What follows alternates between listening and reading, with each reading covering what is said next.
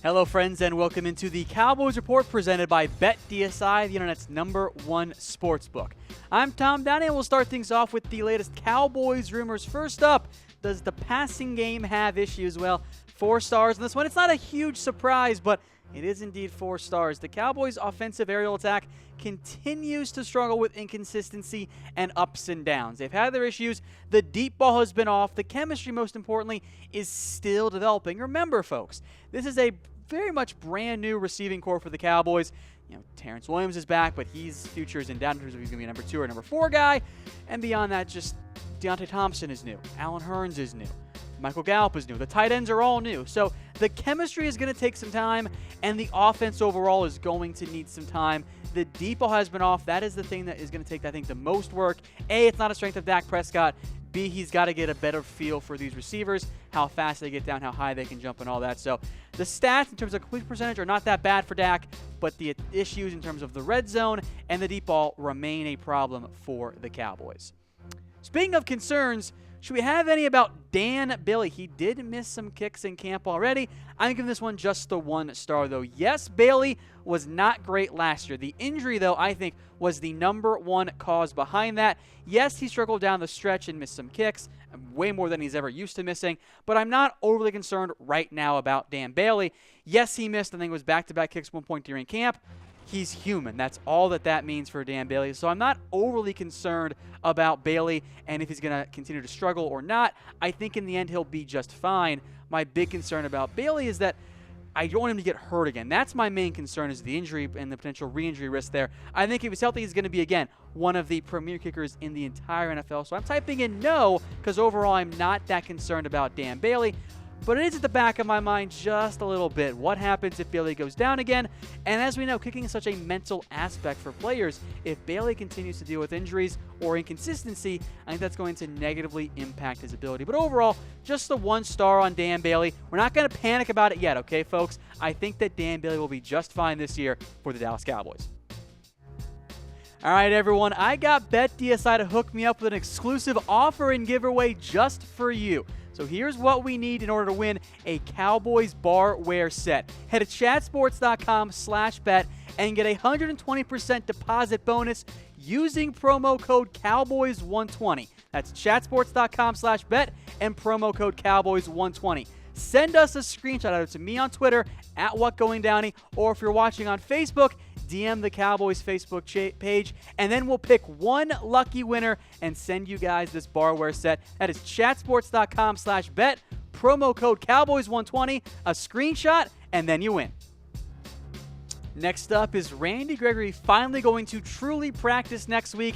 I'll give this one the 3 stars. It does indeed seem pretty likely. He put on the pads for the first time this week in order to get some pad work and conditioning, but he's not going to fully practice this week and did not with the game coming up on Thursday. He should, though, finally practice after that first preseason game, so maybe it comes on like a Sunday, but I think maybe early next week is the more likely time frame for Randy Gregory. The conditioning is fine. The Cowboys, though, are being very cautious with Randy in their ramp-up form. They're not going to overwork him and risk an injury. As for his in play here, how many sacks will Randy Gregory have this year? I've got the over-under set at 4.5 sacks. Give me an O in the comment section for the over. Give me a U for the under. And if you have the exact number, feel free to throw that one in as well. All right, next up on our Cowboys Rumors Roundup is Rico Gathers, the number 3 tight end. I'll give this one 3 stars. There is, though, one kernel of, well, it's for now. So the Cowboys put out their depth chart, their unofficial one, or I guess officially unofficial one, for this week's game against the Niners, and we'll go through some key notes here, starting with Rico Gathers. Now, as of right now, yes, Rico Gathers is the Cowboys' number 3 tight end. That's where he is working right now for the Cowboys, behind Blake Jarwin and behind Jeff Swain. The issue is, that is only a temporary situation, because I'll tell you what, folks, Dalton Schultz is making this roster, and he's going to pass Rico sooner rather than later because they're not going to cut a 4th-round pick. So, yes, Rico is 3rd right now on the depth chart. It doesn't really mean all that much for his actual roster status, because if the Cowboys only keep 3, Rico's the one getting cut. But as of right now, yes, he is the number 3. And one quick general note here, as I asked you guys who the Cowboys should start at tight end. Never forget, folks, that these depth charts, A, are not always the most important thing to pay attention to. B, the veterans almost always rank ahead of the younger players. And C, if you see a veteran on there and you think, oh, that's a little bit high for him, that probably means the Cowboys are trying to trade him, or your NFL team is trying to trade him, rather than say, yeah, we're going to cut him down the stretch. All right, next up, let's move to the halfback spot now. Darius Jackson over Bo Scarbrough. Is that what's going on at halfback? I'm only giving this one the 2 stars right now because that's the case right now, but I don't know how long it's going to actually last, if it's actually going to happen. So, yes, Darius Jackson was ahead of Bo Scarbrough on the depth chart. But again, the veterans, and Jackson has experience in this offense, tend to rank above the first-year players in a rookie like Scarbrough. As for actually making the roster, I think it is a true battle right now. Darius Jackson right now has more experience in the Cowboys system, and most importantly, he offers special teams value. Zeke is your first guy. Rodson is your clear-cut number 2 back. The battle is for the number 3 position. And right now, Bo Scarbrough doesn't offer a ton on special teams. So if you're looking for a third back, Darius Jackson brings you more for that area. If you want a true starter, I think Bo's your guy as opposed to Jackson. But that is not what Dallas needs right now. So don't be surprised if Darius Jackson or Trey Williams can find a way to earn some more snaps for the Cowboys and maybe beat out Bo Scarbrough. In terms of overall, player talent, I like Bo more, but don't underestimate the allure of special teams for the third Cowboys halfback spot. All right, next up, maybe the biggest surprise potentially, Tavon Austin, not listed on returns.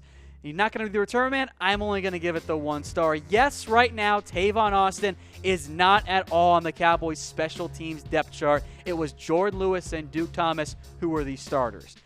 Don't read anything into that, really. Yes, it's the case right now, but the Cowboys have said, we don't need to see Tavon on returns. We know what he can do. We're not going to risk an injury. So as of right now, yes, Jordan Lewis is your kick returner, and Duke Thomas is your punt returner. There's a reason that the 2 guys that have the most experience, Tavon Austin and Cole Beasley, are not listed at kick returner or punt returner, because guess what? The Cowboys don't need to see those guys. So yes, that is the current reality, but it's not going to be the reality come week 1 of the NFL regular season. All right, on to some trade talk here for the Cowboys. How about a Chaz Green trade? I know you guys would love to see this go down. I am only giving it the 1 star. I just don't see it happening. And it's possible. We've seen guys like Cam Irving somehow get traded, so maybe it could happen for Chaz Green too. ESPN keeps saying Chaz Green is the most likely trade candidate. He's not. It's probably someone like Charles Tapper, but I'm not going to completely rule out a Chaz Green trade. No, I don't consider it likely at all, but he was a former 3rd-round pick. Maybe a team like the Panthers or the Seahawks or the Texans say, man, let's get somebody else in here. Let's take a flyer on Chaz Green, send a conditional 7th-round pick. So it's not likely, but hey, it could happen. Speaking of not likely, Cooper Rush, could he be traded again? Just the 1 star on this one here again from ESPN, who went through some quarterbacks who could be dealt. And they mentioned Cooper Rush, and yeah, he could probably bring you back some value, but as an NFL executive said, a trade has to blow away the Cowboys because it is tough to find quality backups, or at least serviceable backups. It's even tougher to find ones that are cheap, and to have one with experience, oh, you just don't find those guys out there. So Cooper Rush trade, it could happen if Mike White thrives this year in the preseason, but don't expect a Rush trade. The Cowboys are paying him next to nothing to be a backup quarterback, so no, I would not trade Cooper Rush. Now, I'm not a Rush truther like some of you guys are out there, but it's really tough to find a decent enough backup who's making next to nothing, so I'm not going to trade Rush unless I get a really high draft pick. I'm talking 3rd or 4th round, which I don't think any team is going to offer the Cowboys right now.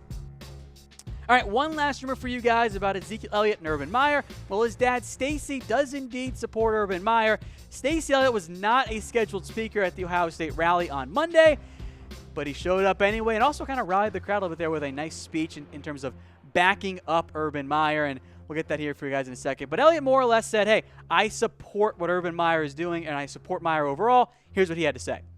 Ezekiel Elliott looked odd when he chose Ohio State over Missouri. Okay? So if anybody really looks into this and are not haters of Ohio State and haters of Urban Meyer, they will see the actual facts.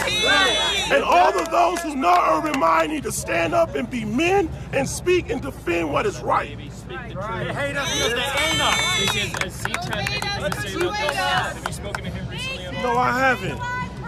If you could talk to Urban Meyer, what would you tell him? Hang in there, coach. Hang in there, coach. Because as many as love you, coach, there are many who will hate you. So Elliott there with a nice speech in terms of the delivery of it. Maybe not so much in terms of the message behind it. Of course, we know what happened to Zeke last year for the Cowboys.